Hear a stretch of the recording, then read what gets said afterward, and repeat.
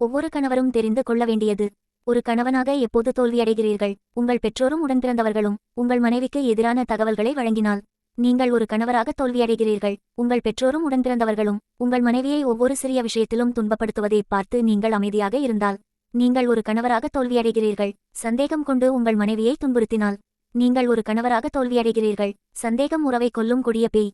உங்கள் மனைவியை எந்த சூழ்நிலையிலும் பாதுகாக்கும் பொறுப்பு உங்களுக்கு உள்ளது என்று தெரியாவிட்டால் நீங்கள் ஒரு கணவராக தோல்வியடைகிறீர்கள். உங்கள் இருவரையும் ஒன்றிணைக்கும் ஒரே விஷயம் குழந்தைகள் மட்டுமே. அவர்களுக்காக தான் உன்னை பொறுத்துக்கொள்கிறேன் என்று அடிக்கடி சொன்னால் நீங்கள் ஒரு கணவராக தோல்வியடைகிறீர்கள். உங்கள் குழந்தைகளுக்கு அன்பை காட்ட ஒரு வழி அவர்களின் தாய் மீது அன்பை காட்டுவது என்பதை நீங்கள் புரிந்து கொள்ள தவறினால் நீங்கள் ஒரு கணவராக தோல்வியடைகிறீர்கள். உங்கள் மனைவிக்கு எதிரான பொய்களை நம்பி உங்கள் மனைவியை நம்பாமல் வெளியாட்களை நம்பினால் ஒரு கணவனாக நீங்கள் ஒரு முழுமையான தோல்வியாளர்.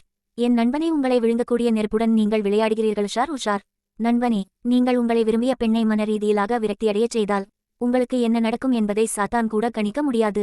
வாழ்க்கையில் ஒரு நல்ல பெண்ணின் அமைதியை தவறாக எடை போடாதீர்கள்.